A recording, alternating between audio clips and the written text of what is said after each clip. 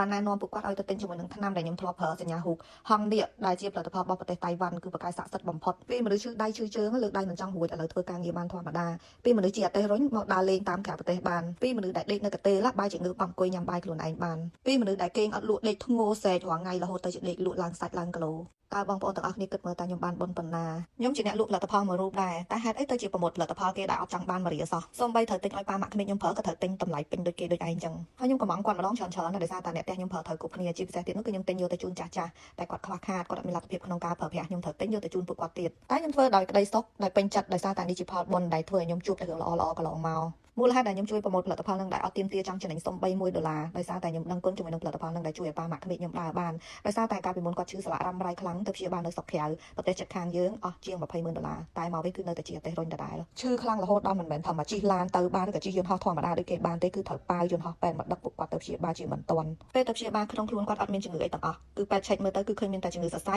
សន្លាក់ហើយនឹងឡើងជាតិអាស៊ីតធ្វើឲ្យអ្នកផ្ទះយើងគឺខូចអារម្មណ៍មានវិបត្តិខាតលុយខាតពេលវេលាជាច្រើនចុងក្រោយមានមិត្តភក្តិម្នាក់គាត់ណែនាំឲ្យញ៉ាំចុងក្រោយមកជាជាមួយនឹងថ្នាំសន្លាក់ធំតាម$10-15នេះ